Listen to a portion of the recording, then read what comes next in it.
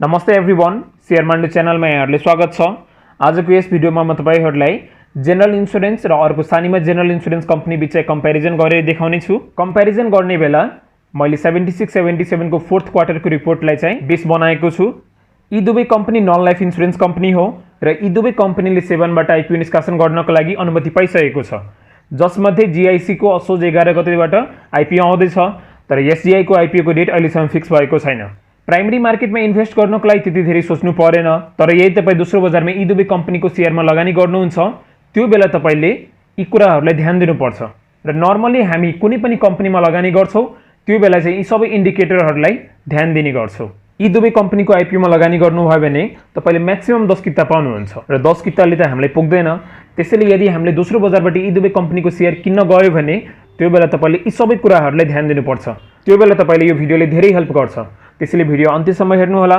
Share बजार सम्बन्धी ज्ञानमूलक video हेर्नको लागि हाम्रो च्यानललाई सब्स्क्राइब गर्नुहोला र भिडियोको जानकारी सबैभन्दा पहिले पाउनको लागि छेउमा रहेको नोटिफिकेसन बेलमा क्लिक गरेर अल अप्सन सेलेक्ट गर्नुहोला। जनरल इन्स्योरेन्स कम्पनीको आईपीओ को बारेमा म धेरै बोल्दैन, किनभने मैले यसमा अलरेडी भिडियो बनाइसकेको छु। यदि तपाईले त्यो भिडियो हेर्नु भएको छैन भने आई बटनमा क्लिक गरेर तपाई त्यो भिडियो हेर्न सक्नुहुन्छ। बरु म तपाईहरुले सानीमा जनरल इन्स्योरेन्स कम्पनीको आईपीओ को बारेमा छोटकरीमा केही जानकारी दिइहाल्छु। यस कम्पनीले असोज 5 गते सेभनबाट आईपीओ निष्कासन गर्नको लागि अनुमति पाइसकेको छ र यस कम्पनीको आईपीओ को इस्यु म्यानेजर एनआईसीएसए क्यापिटल लिमिटेड रहेको छ। कम्पनीले 30 लाख किता आईपीओ ल्याउँदैछ। आईपीओ को रेट 100 रुपैयाँ नै छ, जसमध्ये 27,30,000 किता चाहिँ जनरल पब्लिकको लागि छुट्याइएको छ। आईपीओ को डेट अहिलेसम्म फिक्स भएको छैन। अब कम्पनी र इस्यु म्यानेजर दुवै मिलेर आईपीओ को डेट छिटो नै तोक्ने छ र आईपीओ को डेट तोकिसकेपछि हामी तपाईहरुले आफ्नो फेसबुक र इन्स्टा मार्फत जानकारी दिनेछौं। यदि तपाईले कुनै पनि प्रश्न सोध्न मन लाग्यो भने तपाई त्यो प्रश्न हाम्रो फेसबुक ग्रुपमा सोध्न सक्नुहुन्छ।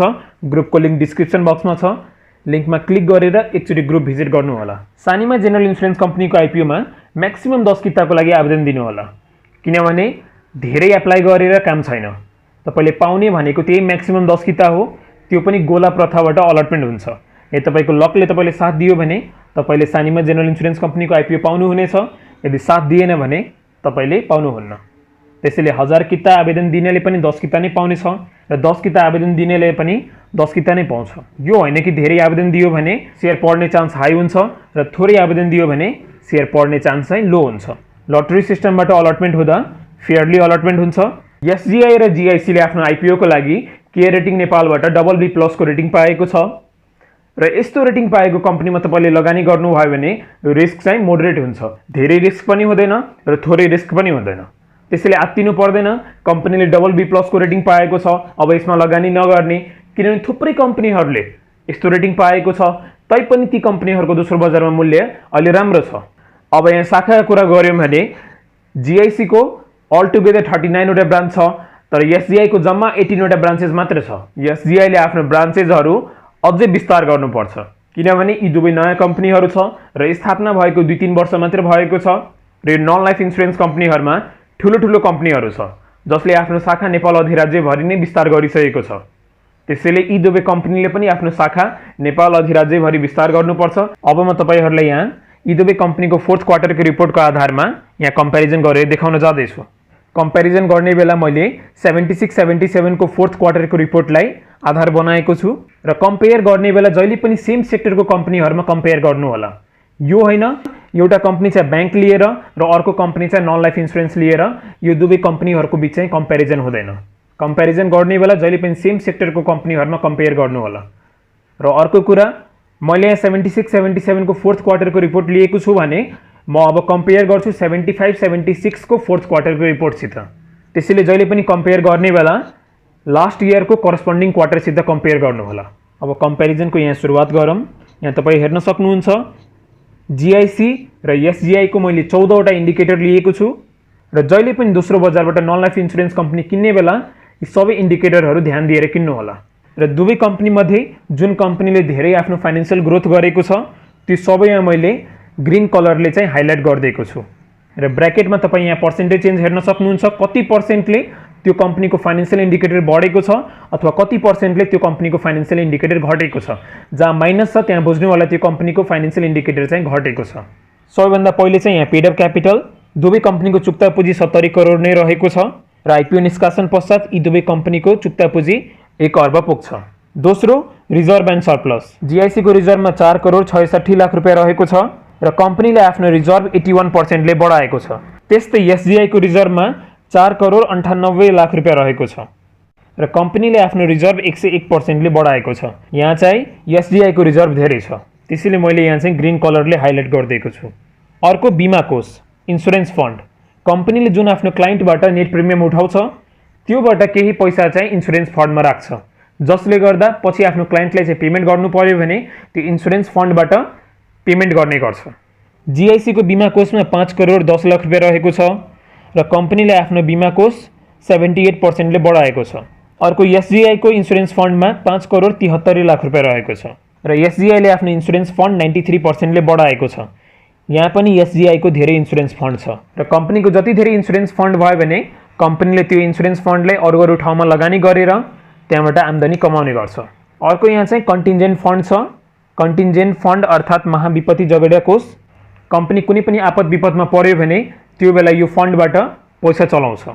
जीआईसीको कन्टिन्जेन्ट फन्डमा 52 लाख रुपियाँ रहेको छ र कम्पनीले आफ्नो कन्टिन्जेन्ट फन्ड 79% ले बढाएको छ र अर्कोतिर एसजीआईको कन्टिन्जेन्ट फन्डमा 57 लाख रुपियाँ रहेको छ। एसजीआईले आफ्नो कन्टिन्जेन्ट फन्ड 94% ले बढाएको छ। यहाँ पनि एसजीआईको कन्टिन्जेन्ट फन्ड धेरै छ। अहिलेसम्म तीनवटा फन्डामेन्टल इन्डिकेटरमा एसजीआईको जीआईसी भन्दा धेरै ग्रोथ भएको छ र अर्को तपाईँ यहाँ हेर्न सक्नुहुन्छ लङ टर्म इन्भेस्टमेन्ट। कम्पनीले 1 वर्षभन्दा बढीको लागि आफ्नो पैसा कहाँ लगानी गरेको छ त्यो चाहिँ लङ टर्म इन्भेस्टमेन्टमा हुन्छ र जीआईसीले 6 करोड 55 लाख रुपियाँ लामो अवधिसम्मको लागि लगानी गरेको छ। कम्पनीको लङ टर्म इन्भेस्टमेन्ट 24% ले बढेको छ र अर्को साइड यहाँ एसजीआईको जम्मा 85 लाख रुपियाँ दीर्घकालीन लगानी रहेको छ। एसजीआईले आफ्नो लङ टर्म इन्भेस्टमेन्ट 214% ले बढाएको छ। अब कम्पनीले यहाँ सेयर, डिभेन्चर, बोन्ड अथवा रियल इस्टेटमा लगानी गर्न सक्छ। लङ टर्म इन्भेस्टमेन्टको मामलामा यहाँ चाहिँ जीआईसीको लगानी धेरै छ। अर्को, नेट प्रिमियम। कम्पनीले जुन आफ्नो क्लाइन्टहरूबाट बिमा गरे बापत जुन प्रिमियम उठाएको छ त्यो चाहिँ नेट प्रिमियममा हुन्छ। जीआईसीले आफ्नो क्लाइन्टबाट 20 करोड 96 लाख रुपियाँ खुद बिमा शुल्कको रूपमा उठाएको छ। कम्पनीले लास्ट इयर भन्दा 27% ले नेट प्रिमियम बढाएको छ। एसजीआईको नेट प्रिमियम 13 करोड 55 लाख रुपियाँ रहेको छ र एसजीआईले आफ्नो नेट प्रिमियम 81% ले बढाएको छ। नेट प्रिमियमको आधारमा धेरै प्रिमियम चाहिँ जीआईसीले आफ्नो कस्टमरहरूबाट कलेक्ट गरेको छ। प्रिमियम कलेक्सनमा एसजीआईको ग्रोथ धेरै छ। अब खुद नाफा अर्थात् नेट प्रॉफिट। जीआईसीले आफ्नो चौथो क्वार्टरमा 5 करोड 6 लाख रुपियाँ नाफा कमाएको छ। लास्ट इयर भन्दा करेन्ट इयरमा यस कम्पनीले आफ्नो नेट प्रॉफिट 39% ले इन्क्रिज गरेको छ र अर्कोतिर एसजीआईले आफ्नो फोर्थ क्वार्टरमा 5 करोड 56 लाख रुपियाँ नाफा कमाएको छ। एसजीआईले 53% ले आफ्नो नेट प्रॉफिट चाहिँ इन्क्रिज गरेको छ। खुद नाफाको तुलनामा यहाँ एसजीआईले धेरै नाफा आर्जन गरेको छ। अर्को, रिइन्सुरेन्स इन्कम। कम्पनीले जुन नेसनल अथवा इन्टरनेसनल रिइन्सुरेन्स कम्पनीहरूको एजेन्ट बनेर जुन कमिसन उठाउँछ त्यसलाई चाहिँ हामी रिइन्सुरेन्स इन्कम भन्ने गर्छौँ र रिइन्सुरेन्स इन्कम बापत जीआईसीले 7 करोड 54 लाख रुपियाँ उठाएको छ र यस कम्पनीको रिइन्सुरेन्स इन्कम 59% ले इन्क्रिज भएको छ। अर्कोतिर एसजीआईले 6 करोड 40 लाख रुपियाँ पुनर्बिमा आयबाट आर्जन गरेको छ। एसजीआईको रिइन्सुरेन्स इन्कम 56% ले बढेको छ। यो रिइन्सुरेन्स इन्कमको मामलामा पनि जीआईसी अगाडि छ। त्यसपछि अर्को चाहिँ income from investment, loan and others. कम्पनीले जुन आफ्नो लगानी गरेको छ अथवा लोन दिएको छ त्यो बापत कति आम्दानी कमायो? जीआईसीले लगानी गरेर 1 करोड 80 लाख रुपियाँ आम्दानी कमाएको छ। लास्ट इयर भन्दा करेन्ट इयरमा यो कम्पनीको लगानीबाट हुने आय 47% ले घटेको छ। एसजीआईले आफ्नो लगानीबाट 1 करोड 63 लाख रुपियाँ आम्दानी कमाएको छ र एसजीआईको 88% ले इन्भेस्टमेन्ट इन्कम बढेको छ। यदि हामीले यहाँ फिगरलाई ध्यान दियो भने जीआईसीको इन्भेस्टमेन्ट इन्कम धेरै छ तर ग्रोथलाई हामीले यहाँ ध्यान दियो भने एसजीआईको ग्रोथ पर्सेन्टेज चाहिँ धेरै छ र एसजीआईले पोजिटिभ ग्रोथ गरेको छ तर जीआईसीको इन्भेस्टमेन्ट इन्कममा चाहिँ नेगेटिभ इफेक्ट छ। अर्को सबैभन्दा मेन इन्डिकेटर यहाँ चाहिँ नेट क्लेम पेमेन्ट हो, दाबी भुक्तानी। कम्पनीले जुन आफ्नो क्लाइन्टहरूको इन्सुरेन्स गरेको छ र अब क्लाइन्टको प्रपर्टी चाहिँ ड्यामेज भयो र कम्पनीले जुन प्रपर्टीको इन्सुरेन्स गरेको छ त्यसको त भुक्तानी दिनु पर्यो, त्यो चाहिँ यो नेट क्लेम पेमेन्टमा हुन्छ। जीआईसीको दाबी भुक्तानी 7 करोड 69 लाख रुपियाँ छ र यहाँ हामीले हेऱ्यो भने लास्ट इयर भन्दा करेन्ट इयरमा यो कम्पनीले 240% ले आफ्नो नेट क्लेम पेमेन्ट बढाएको छ। यो बढाउनु चाहिँ राम्रो कुरा होइन, किनभने नेट क्लेम पेमेन्ट बढ्यो भने कम्पनीको इन्सुरेन्स फन्ड घट्छ र इन्सुरेन्स फन्ड घट्छ भने कम्पनीको लगानीबाट हुने आय पनि घट्छ। र अर्कोतिर सानीमा जेनरल इन्सुरेन्स कम्पनीको दाबी भुक्तानी 2,73,00,000 छ र सानीमा जेनरल इन्सुरेन्सले आफ्नो नेट क्लेम पेमेन्ट 661% ले बढाएको छ र यो नेट क्लेम पेमेन्टले चाहिँ कस्टमरहरूमा पोजिटिभ इफेक्ट पार्छ किनभने कम्पनीले चाहिँ टाइमली इन्सुरेन्सको भुक्तानी गरिरहेको छ जसले गर्दा धेरै कस्टमरहरू यो कम्पनीहरूमा आउने चान्स बढ्छ। अब मानव कुनै पनि कम्पनीको इन्सुरेन्स पोलिसी हामीले किन्यौँ तर त्यो कम्पनीले हाम्रो एसेट ड्यामेज भइसकेको छ र टाइमली पेमेन्ट गरेन भने अभियसली फेरि त्यो कम्पनीबाट हामी आफ्नो पोलिसी चाहिँ रिन्यू गर्दैनौँ। त्यो बेला चाहिँ दुईवटा इफेक्ट छ। कम्पनीको लागि नेगेटिभ इफेक्ट छ किनभने कम्पनीको त्यहाँ इन्सुरेन्स फन्ड घटिरहेको छ र अर्को इन्कम फ्रम इन्भेस्टमेन्ट पनि घटेको छ। तर पोजिटिभ इफेक्ट चाहिँ कस्टमरहरूको माइन्डमा हुन्छ। कम्पनीले टाइमली इन्सुरेन्सको क्लेम पेमेन्ट गर्छ जसले गर्दा यो कम्पनी चाहिँ राम्रो छ र यो कम्पनीबाट हामीले इन्सुरेन्स पोलिसी बाई गर्यो भने यो कम्पनीले हामीलाई आपत विपद परेको बेलामा हेल्प गर्छ। कस्टमरको पोजिटिभ माइन्डसेटले गर्दा कम्पनीको पोलिसीको सेल बढ्छ जसले गर्दा यसले कम्पनीको फाइनेन्सियल ग्रोथमा चाहिँ ठुलै असर पार्छ। अर्को इन्डिकेटर चाहिँ रिन्युड नम्बर अफ पोलिसी छ। कतिजना क्लाइन्टले आफ्नो पोलिसी चाहिँ रिन्यू गर्नुभएको छ। यो रिन्यू नम्बर अफ पोलिसीमा चाहिँ जिआइसीको कस्टमरहरूले धेरै आफ्नो पोलिसीहरू रिन्यू गर्नुभएको छ र ग्रोथ पनि यो जिआइसीको रिन्युड नम्बर अफ पोलिसीमा राम्रो भएको छ। अर्को चाहिँ कम्पनीको अर्निङ पर सेयर प्रति सेयर आम्दानी। अर्निङ पर सेयरमा लगानीकर्ताहरूले एउटा सेयरमा वर्षभरिमा कति प्रतिफल पाइरहेका छन्। जिआइसीको इपिएस 7 रुपियाँ 23 पैसा छ र लास्ट इयरभन्दा करेन्ट इयरमा यो कम्पनीको इपिएस 39% ले बढेको छ। त्यस्तै एसजिआईको इपिएस 7 रुपियाँ 94 पैसा छ र एसजिआईको इपिएस 53% ले बढेको छ। र अर्को कम्पनीको नेटवर्थ हेर्न सक्नुहुन्छ।